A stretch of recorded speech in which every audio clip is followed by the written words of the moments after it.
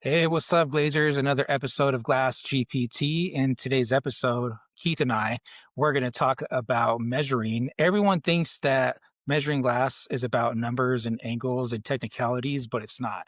It's about building trust. That I am so anxious to talk about this. I remember briefly one of my mentors, Mr. Tom Whitaker, started a business called Mr. Shower Door up in Norwalk, Connecticut. And I remember the first time I went to go spend an extended period of time with him, he said, Keith, at the end of the day, we're going in and measuring a different series of rectangles.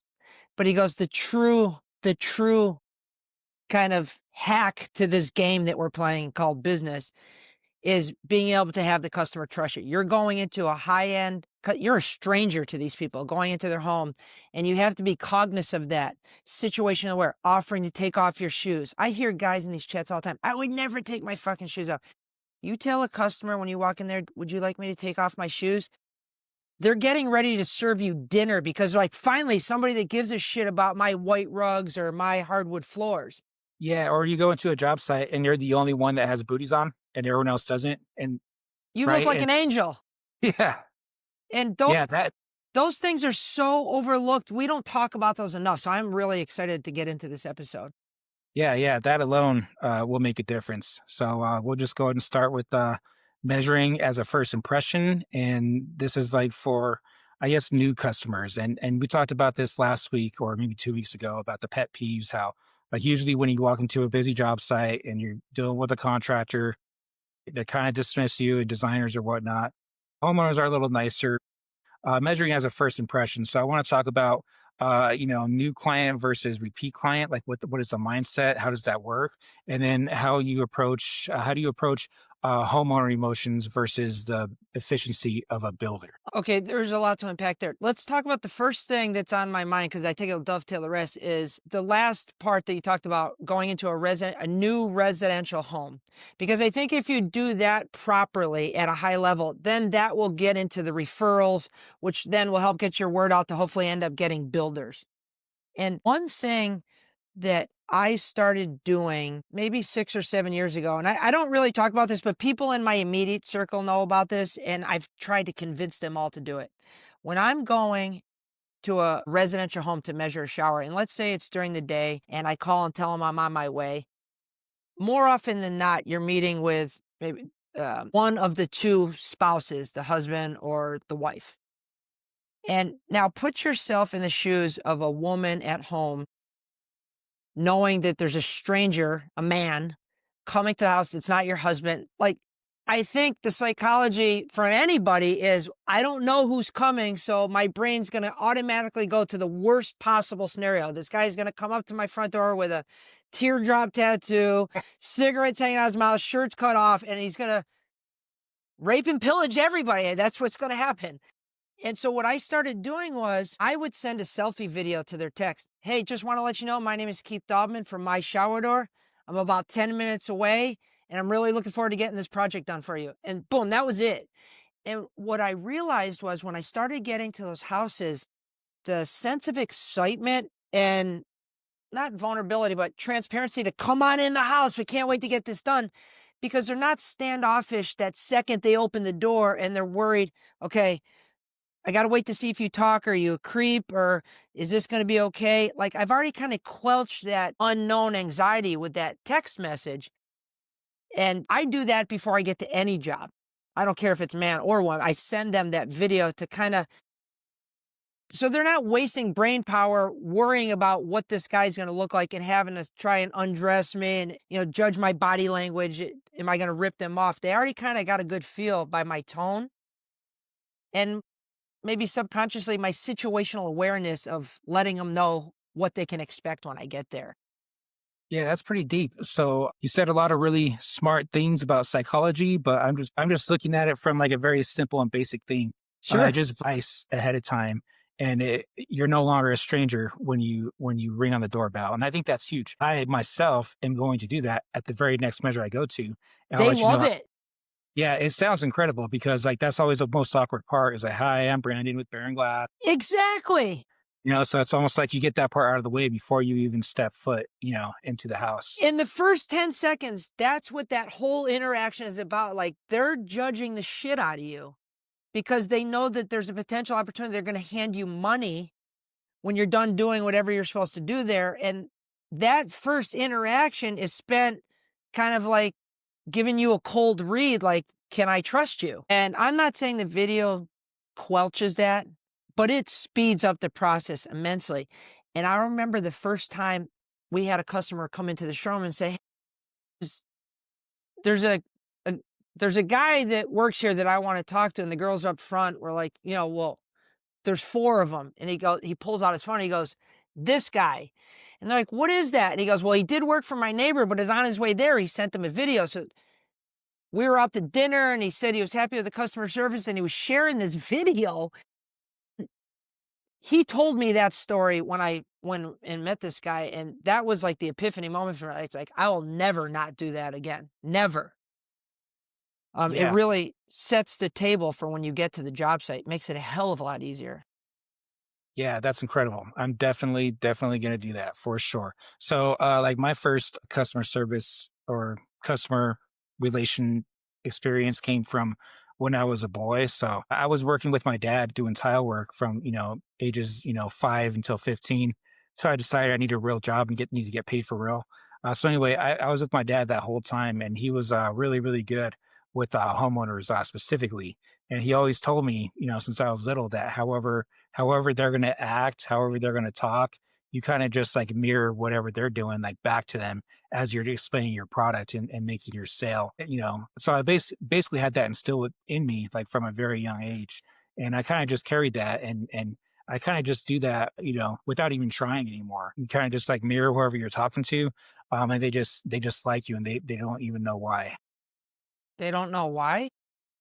Well, a lot of times, like no, they don't. Like they don't even realize it, right? They don't even realize it. Like obviously, you know what you're talking about, and you're confident. So skills and confidence is the name of the game when it comes to sales and measuring. Anybody could do that, but a total jerk off could have those same qualities. Introvert could have those same qualities, and I was both of those things at one point in my career. But once you start like kind of matching the demeanor. Like if a contractor wants to throw some F bombs out there, you kind of ride with it. If a designer wants to talk in real soft, settle voice, you kind of just take it easy a little bit. So those things combined with confidence and skill set, right? Like I don't know how it is with you guys. I'm sure it's the same for everybody, but usually before somebody can become a measurer, they have to have installed and been a good installer for like a number of years. So like over here, it's like you don't get to be a measurer or a full-time measurer until you've proven that you are one of the better installers.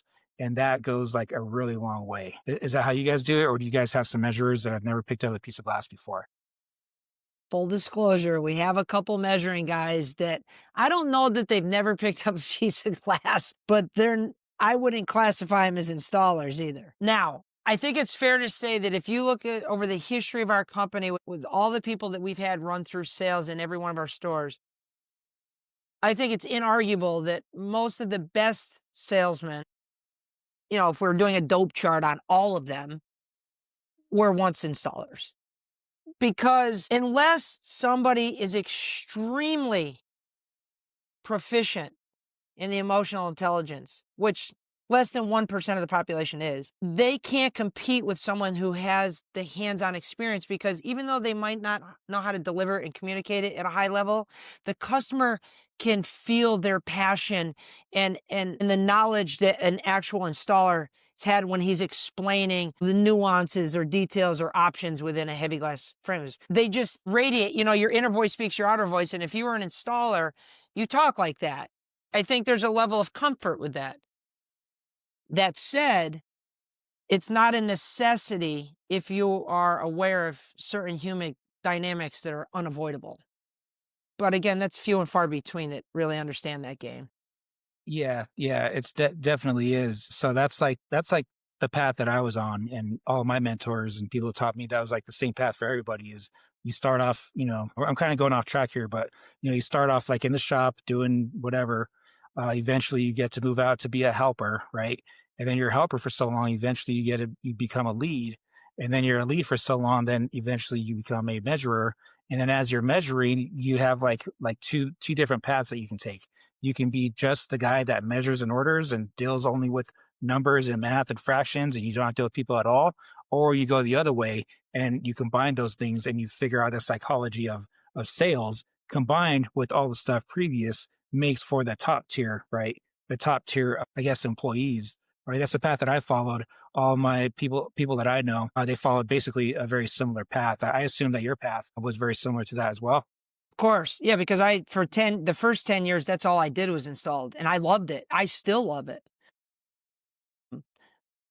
I accidentally came across a lot of these nuances that I would need and want getting into sales. I was just unaware of it. Like, and by the way, full disclosure for anybody that's watching this is glitz and glam as everything might look on social media of what we have going on here. Believe me when I tell you, we've learned everything the hard way. Nothing has come easy. And one of the examples is so we talked about, I send a message to a customer on my way to the house. Now I get to the house. Well, where I was from in Western Massachusetts, none of the houses had brick paver driveways.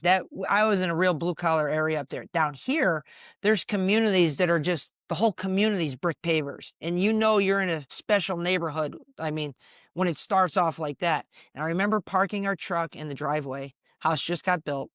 And I come out and I back the truck away and the guy's like waving his hands and I leaked oil out of our truck. And it was like a 2-year-old truck, but we had the oil change and he stripped the fucking pan screw and I did oil. So I go get a power washer, come back, power wash. Well, now that spot is so much cleaner. I got to do the whole fucking driveway. I was so mad at this situation. So to get to the next house, in the back of our truck, our glass rack, we separate each piece of glass with a 4x8 sheet of cardboard. I take a piece of cardboard out. The next job was a measure. Get to the next job. I take the cardboard out of the back. I put it underneath the front of the truck, get up to the door. And now don't forget, I sent the person a video and they says, "Oh my God, you're like the best contractor we've had during this whole process. You called me, you're on time. And what were you just doing under your truck? Were you putting something under your truck?" I says, "Yeah, sometimes the AC drips or God forbid there's an oil leak." And they're like, "We're not using anybody else. The job's yours." I didn't even get in the house yet. I don't even know what I was looking at. Again, the light bulb went off. So that fuck up that I had with the power washing the pavers turned into this kind of thing that I'm already separating myself from my competition. I haven't even get in the house or they don't know anything about me. It could be my first day for all they know, but I called them, showed up on time, and I protected their driveway from my stuff. I offered to take off my shoes and the woman's like, "This is yours. This is your job." And then that's when I really started saying, man, there's a lot more to this rapport building to get to that trust factor. If you can do it early, there's a lot of weight behind that. Yeah. Let me ask you this question. So, So now we get in the house and I'm going to answer first, but I want a truthful answer from you. I will never ask a homeowner to use their bathroom. I just soon go in my pants before I ask a homeowner to use their toilet. Now, full disclosure, if I'm at an install and the homeowner's not there, of course I want to piss in the bathroom. But I just feel uncomfortable, me personally, asking them to use their bathroom. It's uncomfortable to me. It seems like a cringe. And I don't want to get in the way of any potential sale. I don't want any negative thoughts. Maybe they don't care that I use their bathroom, but it's just awkward the way I ask because I'm uncomfortable to ask. yeah, Like, I think that's do like you a do you ask to use the customer's bathroom ever? I think that's like an unspoken rule, or maybe it should be a spoken rule that they're going to put the learn glazing, right? The learn glazing videos. Just don't Yeah. ever use a customer's bathroom, right? So anyway, yeah, we're in the same boat. I never ask unless it's like a real emergency, and even then, like if I had to piss, I'll just go. If I had to piss in a Starbucks up in my truck, I probably shouldn't say that on camera, but I've done that. I'll go to McDonald's or fast food if I got to go to, because they don't require codes usually in public bathrooms. So that's like a whole nother side of it that nobody talks about, especially for people that live on the road all day. So you can stop and find porta potties anywhere, but sometimes there's emergencies. So it's very, very, very rare that I would ask a homeowner. The only time would be like if I was there all fucking day measuring a billion mirrors and like I just couldn't hold it anymore. And if I felt like they'd be cool about it, like they're like down to earth people, but I wouldn't even think about asking if But it if was. you're there all day, you're already starting to understand their movements throughout the house. Maybe they go Yeah, out back for a second you and can you work. just jump in there and be done with it and nobody's any wiser because of it. Yeah, But exactly. I think it's a massive, as the younger kids would say, a massive ick to ask the customer to use their So bathroom. sometimes we, like the installers, they'll use the customer's bathroom, and that's like a bad vibe. Like they'll call and complain, like, "Hey, your guy used my bathroom. Like he could have asked. Like I would have told him to use the one, downstairs in the powder, not my master bathroom." So like I just know that using their bathroom is a bad thing, especially the clientele that we have is usually like the more affluent. Yeah, and ever since people are just weirded out by that, just I don't even like talking about it, but I felt for shock value, I think it's worth saying, are you somebody that asks the customer to use their bathroom? Brandon and I are not. Yeah, if you want, so you have like when you first meet somebody, you have like a equilibrium of brownie points, and when you walk in there, it's zero. Yours is already positive because of your video, but if you walk in there at zero and you ask to use a bathroom right away, you immediately go into the negative, right? But that's I how I. think so. I would think so. Well, let me ask you, if you had somebody that came in your house, you never met them, they didn't send you a video, they were late, and they're like, "Hey, before I measure, mind if I use your bathroom?" And now you're standing there waiting, like, I just don't like it. Yeah, it's bad vibes. Bad vibes. It just screams disrespect, I think. Okay, so now, we called them before we got to the house. We get to the house, I always ask to take off my shoes. I was raised that way by my parents coming out, "Get your fucking shoes off." So I was just programmed to take my shoes off. Consequently, when you ask somebody to take their shoes off, I would say 75% of the time, they kinda give them a once over. They're clean. They're like, "No, you don't have to take them off." But just asking, I think when you were talking about that's a brownie point, kicks up. Yeah. So my thing is, I don't even ask. I just immediately will Put the kick them. booties on. Yeah, or I got these in my measuring bag. There you go. Yeah, I put it on, they'll see me doing it. Like, "No, you don't gotta do that." Like, "You sure?" Like, "Yeah, okay, cool." You know? But even if instructions site, I'll still put them on, and we that's encourage our smart. do the same because it's like, again, it's like a sign of respect. Okay, so you go into the you follow them down, you go to the bathroom, do you ask them, what's your vision here? I know this is what we talked about, this is what we priced, but, tell me what or do you just get right into measuring, kind of get all the center lines and then figure it out? So my process is different for different people. If I'm just measuring someone cold, like somebody called, they wanted to measure, they didn't really Yeah, tell us what it was. So for that person, I'll make my best impressions. I'll try to fill out how they're acting, and just try to match their energies. But then, when as soon as you get into the bathroom, I'll immediately ask them, like, "So, what did you have in mind here? Like, did you have a specific design you had in mind, or do you have like a picture on Instagram?" Or some kind of a concept photo that you're after. And if they do, I'll look at it and I'll assess what it looks like, and I'll just immediately in my mind I start figuring out how I can take what they want and make it work in their space. And if I see any potential reasons why it wouldn't, I'll immediately point that out. And then at the same time, like simultaneously, I'm like designing it how I would design it for my house. 1000%. Yeah, right? And then so at a certain point, I'll kinda shift it from, maybe that's not the best idea for this, that reason, or this reason, but I may suggest, maybe consider this, and I'll kind of like pitch my idea, and then I'll immediately give the benefits as to why the door swing makes sense this way, why a towel bar shouldn't be next to the door, just all this, whatever. It could be like a billion different things that really can only be understood if you've installed it for a decade at least, right? So like I kind of like very gently like this is what I would do. This is what I think would be makes most sense here. Um, but again, it's up to you. But like if it were my house, this is how I would design it. And if they have something in mind that's completely unsafe, I'll just straight up tell them like, hey, you can't have a huge giant panel like that without top support. I don't know. I can go on and on and on, but there's like a billion different scenarios. But I'm always like trying to think ahead and try to like have good answers for them. And if they have a hard time understanding what it is I'm even talking about, I'll just simply pull out our Instagram and I'll find an example photo or video of exactly that situation. I'll send it to them. And usually that just seals it right there. Or I can go through my photo library and I can start pointing out the different options, aluminum header, glass header, there's like, I have like all these things in my brain that kind of, I can like pull from at any point in time, like all these different pieces of hardware that I've used over the years. So like having me there is like, I can't even predict what I'm going to tell somebody until I start to fill out the design, the person and what they're trying to accomplish. Now, on the flip side, the vast majority of our customers are home builders. And the vast majority of those jobs that we go out to measure, we usually do what we call a takeoff, right? Where they set a set of plans, we, dimension the plans and kind of come up with preliminary designs. So we use the iPad to essentially take our measure sheets and good notes. It's like the same thing as a clipboard. It just works on a screen. And so what we do is we'll actually take snippets of each plan view of each room and put it onto the measure sheet that it's going to go on, along with the preliminary design. And when I'm walking with the designer, plus a homeowner, plus a contractor, plus whoever wants to be involved, architect, we're walking room to room. And like a lot of times the super doesn't even know what room we're in if it's like a ginormous house. And I can just look at I have a plan view of each and every bathroom so I can kind of get my bearings and say, okay, I think this is bath 5. Is that, oh yeah, it is.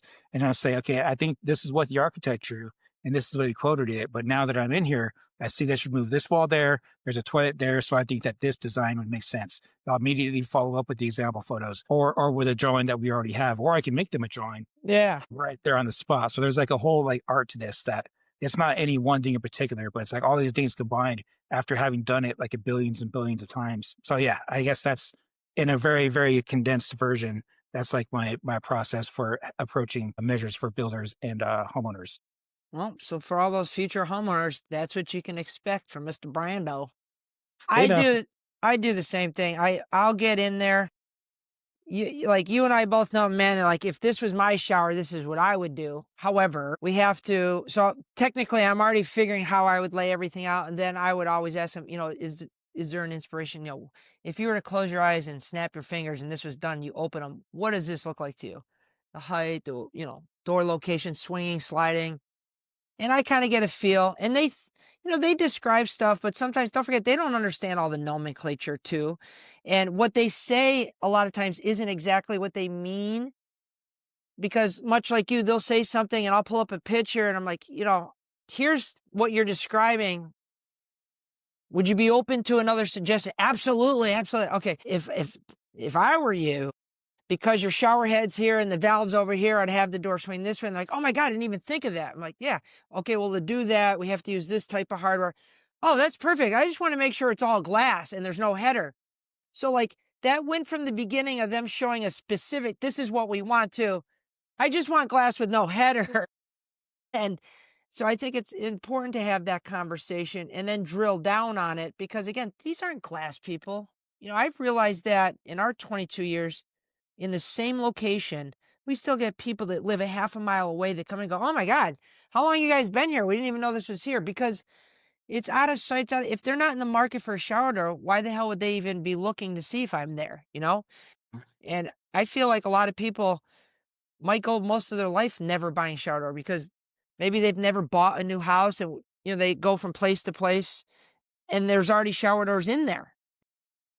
So, Yeah, I it's think like we take a things lot of where them for granted. yeah, it's like one of those things where it's like you're always going to have new people flooding the market for your product because not everyone needs your product at that given time. Like I Right. attribute exactly the same way as a car. So I prefer to lease, right? So every 3 years, I don't even think about it. But when it starts approaching that time limit, then all of a sudden my reticular activating system is all of a sudden picking up, all these lease deals and all these, year end deals and then I start going down the process. I think it's the same kind of thing with glass because a lot of people don't even know that they want to have nice things for the house until they have a new house. They want to remodel it or they're having a house Exactly. built, right? So it's always going to be there so long as there's custom homes being built. Okay, so you give the customer a price right where you're at the house? Not usually. So the majority of the measures, they already have a price before we even get there. And the way that we accomplish that is because our main line is a cell phone and everyone has cell phones. So like if it's just some random person calling for a quote, like we try to get them to send us a picture on their cell phone and just a basic width and height dimension. That information combined with a picture, like we can pretty much figure out what's going to work there and we'll provide them that quote ahead of time. So usually they'll have a pricing at first, and the builders, of course, have their pricing sometimes a year in advance. But like when it comes to just like random like homeowners that we're just cold going out there for, it's very rare that they don't already have the price before we measure it. No shit. Yeah. Hmm. So you don't have any scenarios that you're going to a residential home cold that maybe they qualified, like the tile's done, but yeah, I don't have the ability to send you a picture right now. I'm getting ready to leave, but you can meet my There's husband not here in an hour. I don't not have that, but this is how we do that. So, again, going back to the iPad, so, like, we have our measure sheets, which are exactly the same forms as they'd be on paper, but they're on the iPad, right? So, we take pictures, draw on the pictures, put our measures on there, but the beauty of it is then I can share that document with my assistant back at the office, who then can see the changes that I make in real time on her iPad or Mac that I'm making on this one, and she can basically type up the quote and the estimate like right away. And oftentimes they can have a quote as I'm leaving or maybe 20 minutes after I've left. So it's very rare that that happens, but that's essentially how they play it. I'm blown away by this. So do you think most glass shops do it that way? No, most glass shops just go in there cold. They send their person to take the measurements, do the pitch, and then somebody else either designs it for them and does it. It's a process that takes days So sometimes. Some okay, glass but you companies can call and get a price and write it up like they used to back in the day. Yeah, you're saying you think most of the companies will send an installer or somebody that's in the area, measure, bring the information back to the shop. People will then either call their manufacturer for pricing or figure out a proposal and send it once that information is back to the office. I think that most glass companies are doing it that way. Yeah. I do too, and maybe I'm just an outlier. I we you mentioned we're going to talk about psychology. In today's day and age, I believe that most of us humans are programmed that when we want something and we're mentally prepared to fork it over, we want to do it now. And so, okay, they found the glass company that they want to get a bid from. They allow you to come into the house. You measure it, you answer all their questions. They are dying to get this thing ordered. And I believe when you say this because I've talked to plenty of them outside, it's kind of a rhetorical question.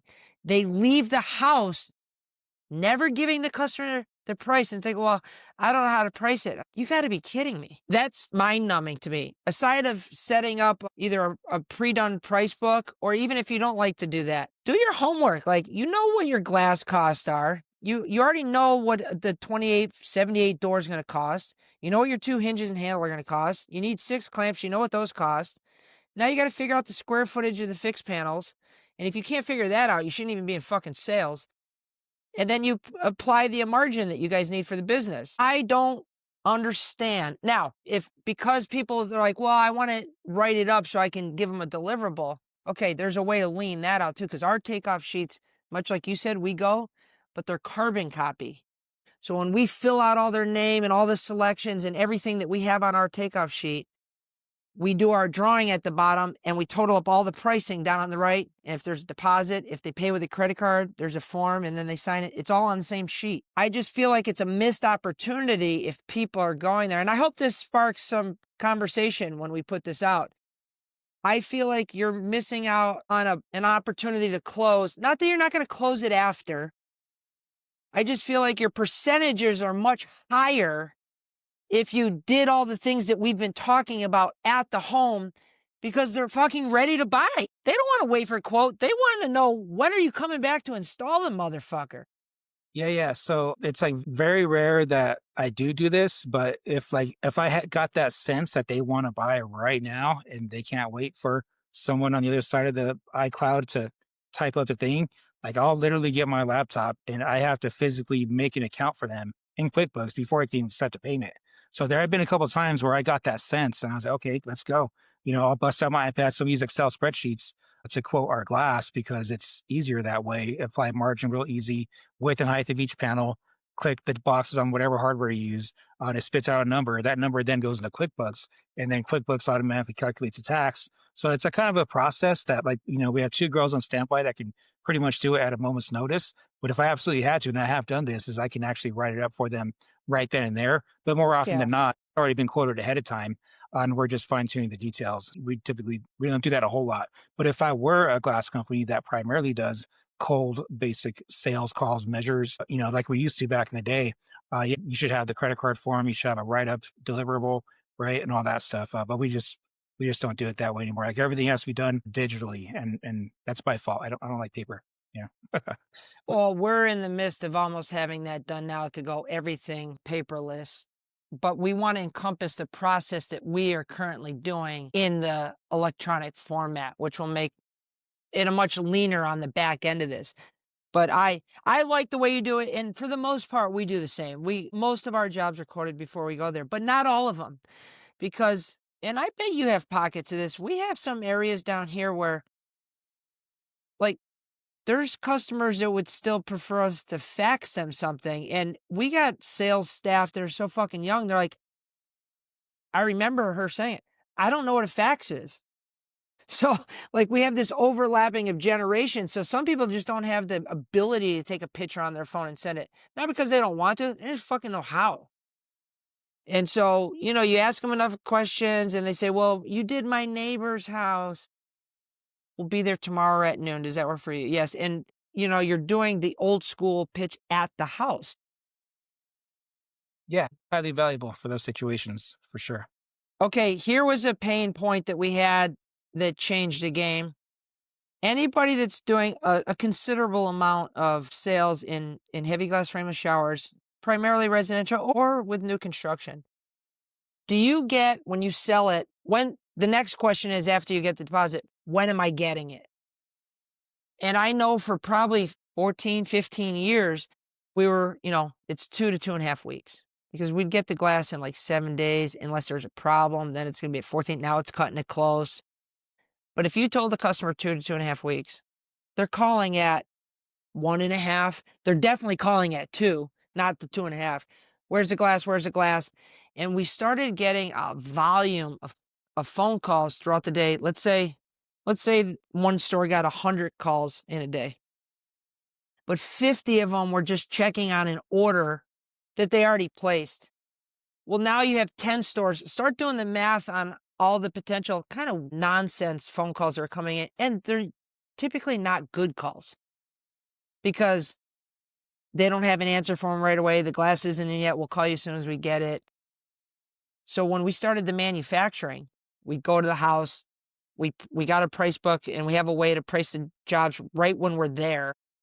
But before we leave, if they give a deposit at the job, we call back to the office and we issue an install date.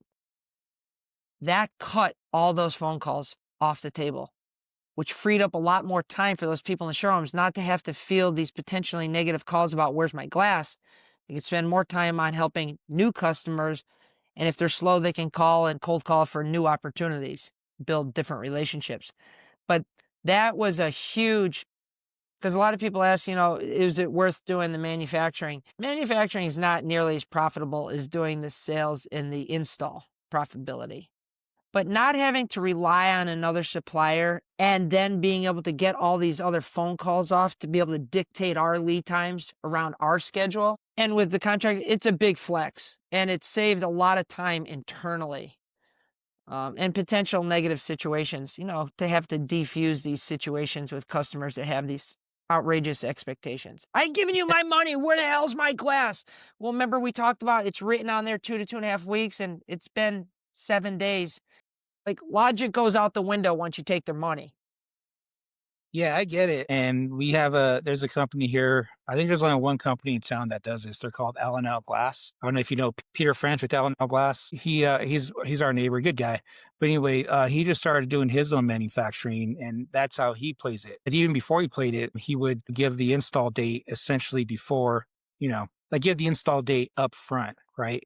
And that's been huge for him. So we're not quite there yet. Like obviously you guys are in a whole other league. Like we're a very small company, and the vast majority, or at least half of the things that we install are like highly, highly, highly custom. It's kind of like what we're known for. And so this other company, L&L Glass, they do like very basic shower doors and mirrors. So if all we did was the most basic shower doors and mirrors, and I knew that we can get all that glass and hardware in time, I think I would try it. But a lot of times we're dealing with laminated glass coming from out of state. We're dealing with brushed bronze, satin brass, French gold hardware that we have no idea if it's in stock or not. That's another thing I have to inform the customer as I'm showing hardware samples. I'm like, okay, so if you want this finish matches your plumbing fixtures better, but there's a chance that that is not in stock right now. Right. So and that that's not in stock right now, but the backup could be, brushed nickel or black or whatever, right? So there's like all these things. I haven't tried it yet, but for all these reasons, I don't think that we're there yet with providing install date at the time of a deposit being made. How many call I mean, one way to help quantify that is if somebody in the office, if there was a way that you guys could aggregate how many calls do you get? You gotta do it over the course of a month. A day doesn't work, a week doesn't work. A month, maybe 2 months. How many phone calls are we getting for people literally just checking on the status of their order? So it's the majority. I can't tell you exactly how many. Some days it's more than other, but it's the majority. Yeah, the majority of the calls are And people how trying. many people in the office and okay, how many people out in other businesses do you think when Sally calls in for the third time, look at the caller ID and go, this fucking bitch is calling again? Like those calls went off the table once they've already had the date and install. They're off the table. Now, there is another potential problem that goes along with this. They forget the fucking date. And now, so we had to start, our girls started calling, the day before. Hey, just want to remind you that your scheduled dates tomorrow, blah, blah, blah. Oh, I forgot I got a doctor's appointment or I'm playing golf. Like, okay, because if we have to reschedule this, you're going to be about 3 weeks out. Oh my God, no, I'll be there. So it helped us on the front end, alleviating all those phone calls and the worry of people not getting their product. It quelched that. I'd be You know what? lying if I didn't say it didn't open up another potential, flicker that we had to cover. I'm gonna try it. You know what? I'm gonna fucking try it because I know for a fact that brushed nickel, matte black, polished chrome, 3/8 clear, 3/8 starfire comes in a week, right? And stuff, So I think I'm gonna try it. I'm gonna try to see if we can schedule a date as soon as a deposit is made, right? You could even use it, keep it in your back pocket for someone who's kind of on the fence. Like, yeah, it says, well, okay, I tell you what, if we were to go ahead with this now, I can issue an install date right now. Oh, like this is on the books. It's done. And the good thing about that, the psychology behind it is, I mean, think about it to yourself. Once you've already given the money for that transaction, you've basically checked that off in your head. Therefore, I'm not saying why they wait for some other guys out there, maybe a day, 2 days, 3 days to turn a quote around because they measured on a Friday and let's say they don't get the quote till Monday. Well, if Mr. and Miss Smith goes out to dinner Saturday night, like, oh, what'd you do? Oh, well, our remodel. Look at, he had a shower door company that's waiting on the quote. Oh, I just had a shower door company. Keith came over. He was awesome. Here, why don't I send you his name? He gave me a price at like the same day when I was there. So by getting the deposit right away, giving him that install date, it really takes the opportunity of losing it. That's not going to happen all the time, but it is a possibility off the table. So how do you predict, like, let's say you get busy all of a sudden, and you have so many orders and it's almost going to be overwhelming. Like, is it then become like a challenge to kind of manage like the lead times that you schedule installs out in advance? Or what if you like overschedule somehow and it's already been promised? I'm just curious. No, that's a great question. So we have a whole department. There's 4 individuals in this department. So if I'm a sales guy in South Naples, and then we got the North Naples, we got the Fort Myers and Cape Coral, all 4 of those stores call for this one crew of installers. I believe there's 10 of them. If I'm out there, I say I got a dorm panel, door notch panel return, and a My Glide, barn door slider. And we've allocated these times for all these different types. So we know that's a 2.5. So I need 6-hour block and I'm in zip code, blah, blah, blah, blah, blah. What's the next available date? Now they'll tell me. Now the problem is sometimes like 2 months ago, we had a record month. Well, all of a sudden our, you know, 12 to 14 day lead time jumped up to like 4 weeks. That's a whole nother conversation that I have to have with the customer on the front end of the measure. But if I'm already busy anyway, I'm going to have a long lead time no matter what. Even if I get the glass done in 3 days, I don't have the installers available to do that. So the lead time is going to be it's first in, first out.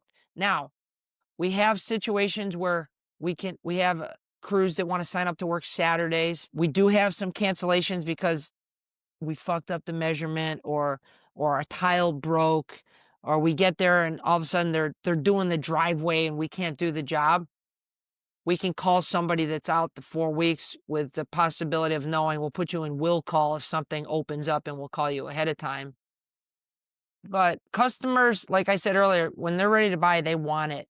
And dealing with a real long lead time is difficult for most salespeople. And so when I know we have a long lead time, I talk to them about that in the beginning of the sale. Because I feel like it seems slimy. You go through the whole car dealership thing, and then you finally get into the box where you're filling out all the paperwork, and then they drop some payment on you that you know damn well they could have told you on the front end of this when we were working the numbers. And you're just exhausted, you're tired, and you just want to get the hell out of there, but they drop this thing on you. It feels sleazy. I feel like if you already know your lead time is long and you drag the customer through the whole sales process and you measure and you go over all the options and they like the pricing, and then you tell them, by the way, we're really backed up, it's 6 weeks. Even though you're being honest and transparent, feel like subconsciously they don't like it.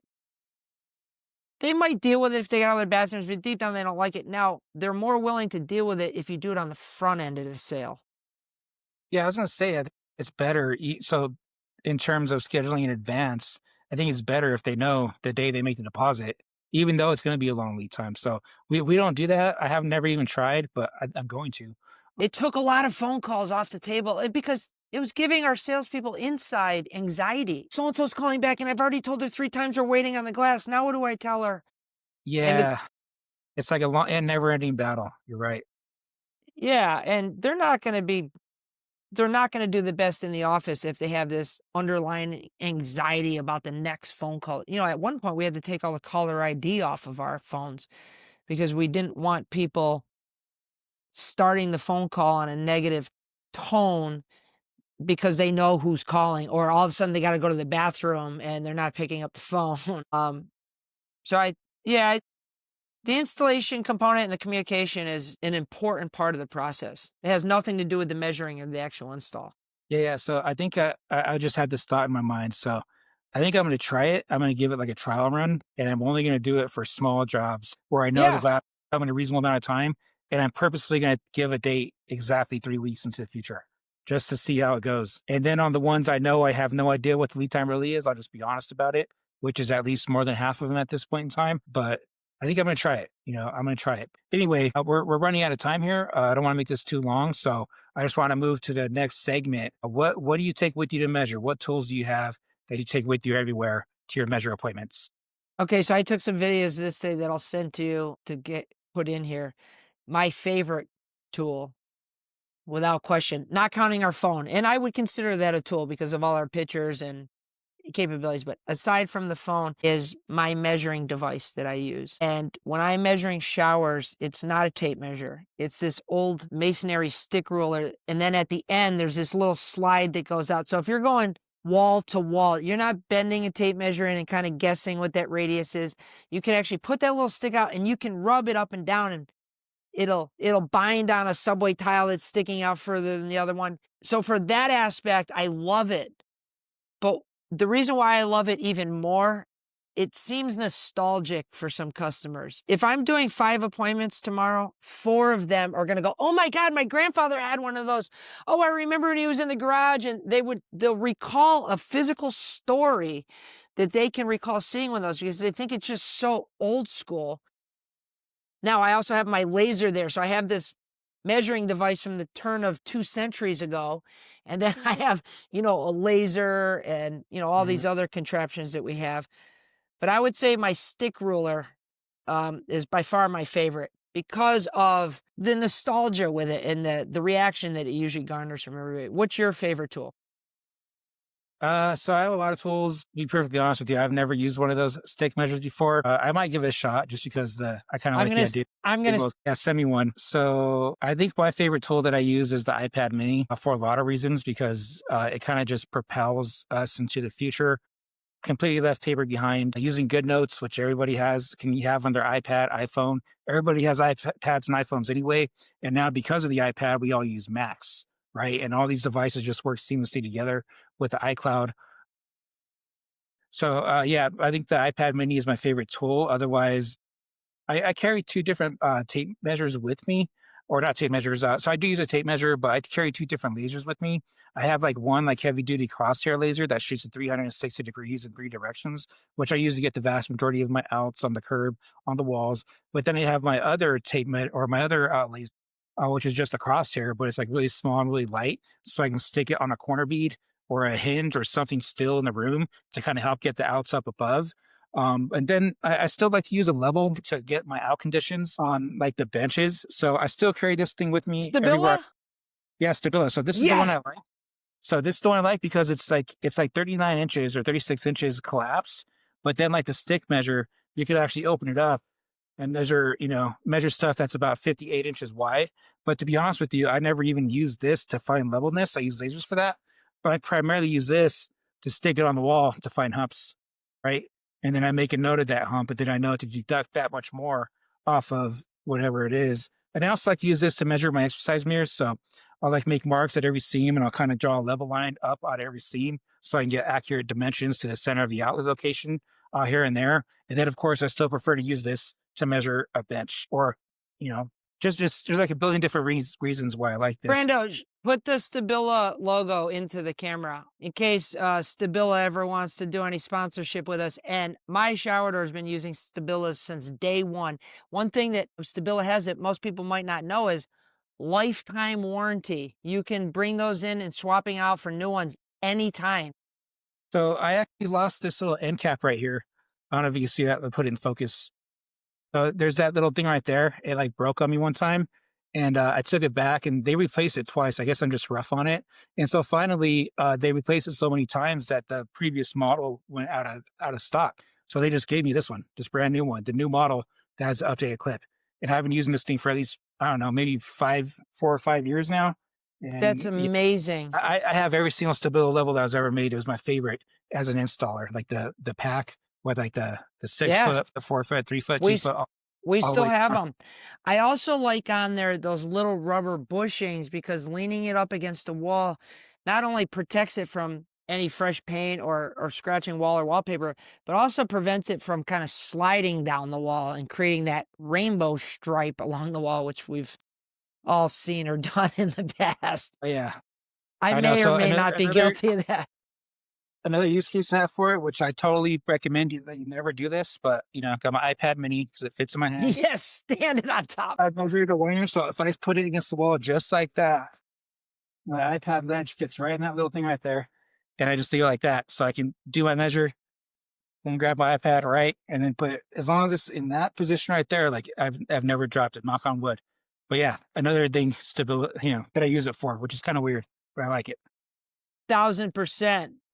I had to use my 2-foot Stabila at a gas station one time. I thought I was going to get robbed. I was going to knock the guy's lights out with it. So that thing has many uses. And huge shout out to Stabila. Big fans of the Germans. Yeah, man, they're smart people. Okay, so well, We cover a lot. We can make another episode out of the other topics.